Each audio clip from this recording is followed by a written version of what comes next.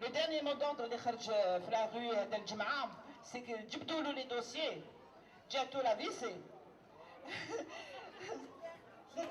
زدنا له la pression جاتوا la tension على بالكم على واش يهضروا الشعب على القايد qui a disparu d'ailleurs qui a disparu voilà donc en tout cas le peuple algérien est toujours vaillant ils sont là c'est ce vendredi et même aujourd'hui ils ont fait un rassemblement devant du gouvernement pour dénoncer la bradation la spoliation des hydrocarbures et des ressources algériennes.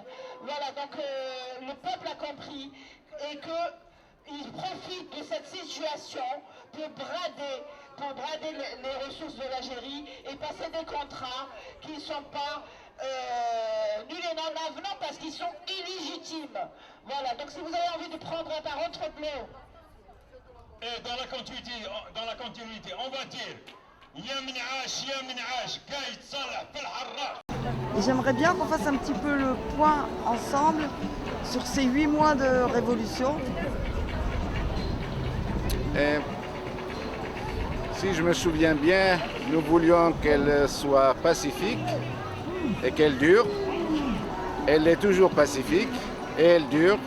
Et le peuple tient toujours à ses revendications essentielles, à savoir la reprise de la souveraineté populaire, c'est-à-dire faire de sorte que ce soit le peuple qui prenne les décisions à travers ses élus légitimes.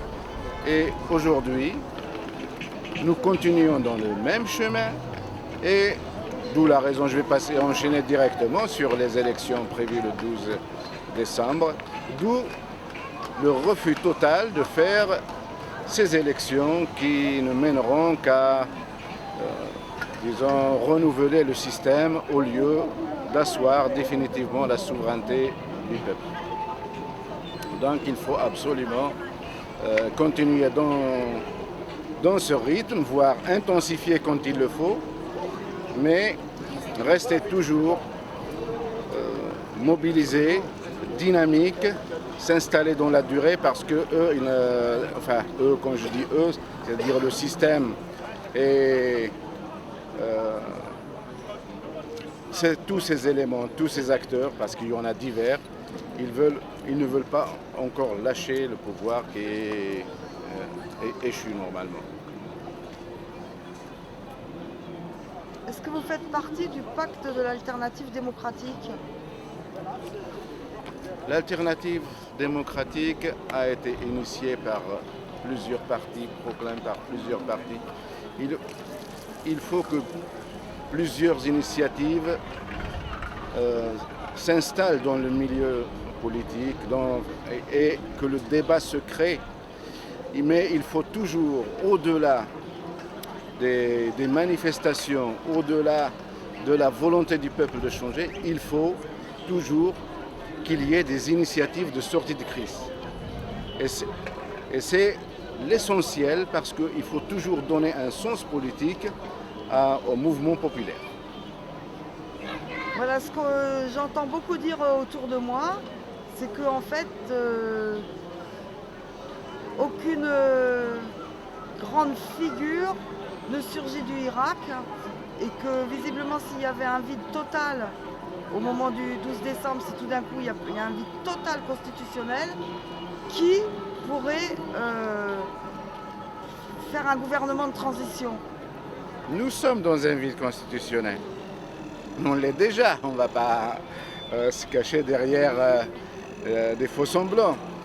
Donc aujourd'hui, ceux qui disent qu'il n'y a pas de figure ou d'hommes et de femmes qui ne peuvent pas amener l'Algérie à une transition pacifique et démocratique de façon à asseoir la souveraineté du peuple, ce sont ceux-là qui veulent en quelque sorte le chaos ou le renouvellement du système. Enfin, ils le veulent que ce soit directement ou indirectement, consciemment ou inconsciemment. Il existe en Algérie des hommes et des femmes qui peuvent amener l'Algérie à une sortie très honorable, comme en Tunisie, comme ça s'est passé plus ou moins au Soudan. Et je pense que le chemin de la transition démocratique doit passer par un gouvernement de transition que beaucoup de représentants de la société civile, des acteurs politiques peuvent amener à bien. Qu'est-ce que vous pensez de l'arrestation dernièrement du président du Raj? Ça rentre dans une stratégie d'intimidation et de répression. Et il ne sera pas le dernier, malheureusement. Le pouvoir a commencé par des figures emblématiques comme Louisa Hnoun, il est arrivé jusqu'à Karim Tabou et il est arrivé par bien d'autres, donc dont Fersaoui, l'actuel président du Raj, comme il y a l'ancien aussi, comme il s'appelle déjà Malik Haddad, c'était l'ancien président du Raj qui est lui aussi en prison. Donc il y a, n'oublions pas Boumala, n'oublions pas tous les détenus politiques et nous luttons pour la libération de tous les détenus politiques sans exception. Et le plus grave, donc au-delà de ces intimidations, à travers disons, la mise en détention des figures emblématiques, c'est la volonté de faire peur au peuple qui doit s'installer. Et en même temps, il y a la répression. La répression est en train de redoubler de férocité, si on peut dire. Bon, c'est pas si féroce que ça, c'est moins pire qu'avant, mais la répression se généralise de plus en plus. Donc aujourd'hui, il faut qu'on dise halte à ces détentions arbitraires, halte à ces répressions et à ces intimidations du peuple algérien, de tous les corps d'État. Pourquoi est-ce qu'ils arrêtent quelqu'un comme Karim Tabou, quelqu'un comme le président du Raj, et qui ne touche pas à Mustapha Bouchachi, qui ne touche pas à Zoubida Assoul, qui ne touche pas au président du FFS? Pour le moment, je ne sais pas. Est-ce que vous pensez qu'ils vont toucher aussi aux têtes de différents partis politiques de l'opposition? S'ils sont arrivés à des têtes choisies que vous avez citées, c'est qu'un jour ou l'autre, ils vont arriver à eux si on n'est pas mobilisé. On doit se mobiliser non seulement pour arrêter cette répression, mais aussi pour la libération inconditionnelle des détenus d'opinion, que ce soit Karim Tabou, j'allais dire Zoubida Assoul, non, c'est Louisa plutôt, c'est Louisa Hnoun parmi les femmes qui ont été emprisonnées, et Boumala et tous les autres, Fersaoui, et tous les détenus d'opinion, qui soient connus ou pas. Tout à l'heure, vous m'avez parlé de quelque chose qui est très très grave. Vous m'avez parlé de la loi sur les hydrocarbures. Est-ce que vous pouvez m'expliquer? Le comble, comment se fait-il que tout est contesté et que ce gouvernement illégitime veut faire passer une loi à travers un parlement non représentatif, une loi qui va hypothéquer l'avenir des Algériens, qui va vendre la souveraineté nationale. Et au moment même où l'état-major semble très perturbé par l'absence de Gaïd Salah depuis 2 semaines. Donc, c'est à se demander si ce ne sont pas qui manipule en quelque sorte le pouvoir en Algérie. Qui est le maître? Si le ministre de l'Énergie a déclaré qu'on a élaboré cette loi en consultation avec les firmes internationales, cela veut dire que ce sont les firmes internationales aujourd'hui qui dirigent notre économie à leur service. Nous sommes en train de vendre toutes nos richesses et d'hypothéquer la souveraineté économique de l'Algérie, donc sa souveraineté tout court, au profit des firmes internationales. Et donc, disons les choses comme à l'ancienne, donc au service de l'impérialisme, parce que le véritable impérialisme, il est là.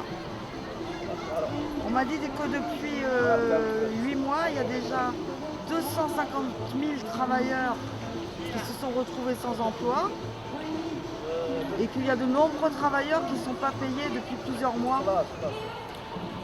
Malheureusement, les problèmes économiques dans l'instabilité vont de plus en plus s'intensifier et c'est pour ça qu'il va falloir essayer de sortir de cette crise politique pour qu'enfin l'économie redémarre. Parce que la stratégie de Gaïd Salah, qui voulait soi-disant frapper les têtes de la dilapidation du pays, a été très maladroite. Ça a été fait de la même façon catastrophique qu'ils ont géré l'affaire Khalifa. Donc on a frappé les entreprises à leur tête et ces entreprises, quand on les déstabilise, automatiquement elles n'ont plus marché, elles font, comment dirais-je, elles assurent le quotidien, mais il n'y a plus de stratégie.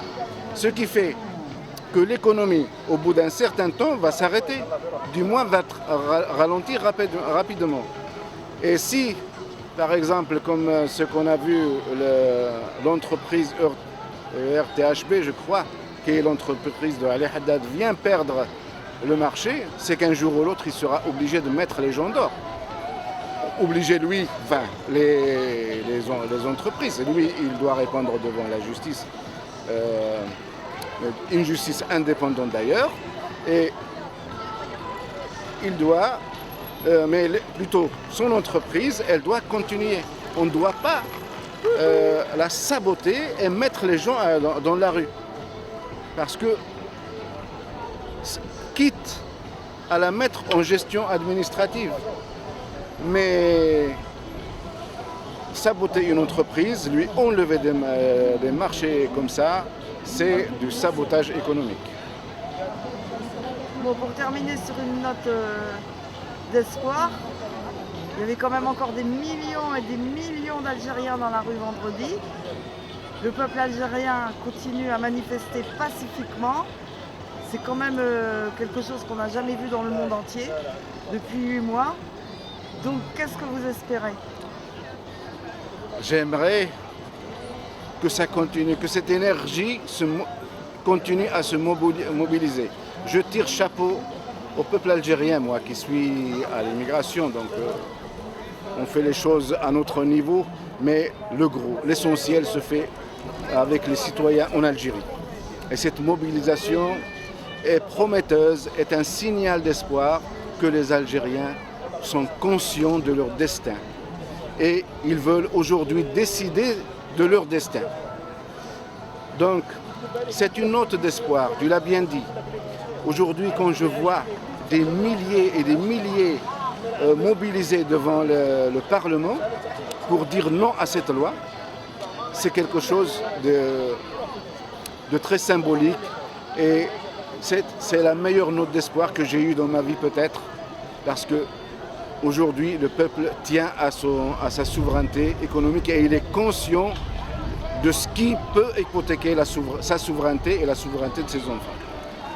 Je suis vraiment optimiste, mais il faut que les alternatives commencent à se multiplier, il faut qu'il y ait des initiatives pour pouvoir aller à donner au moins un signal positif pour qu'il y ait un signe d'espoir et des perspectives politiques qui vont installer l'Algérie dans des rails démocratiques pour un état de droit et pour un état civil et remettre de l'ordre un peu pour que chaque institution soit à sa place. Il faut que nous ayons un état de droit, un état d'institution et non un état de personnes, parce que les personnes ne sont pas une stabilité. Ce qui est stable, ce sont les institutions. Donc il faut qu'on arrive à asseoir des institutions stables. Merci Azdine. C'est moi qui vous remercie.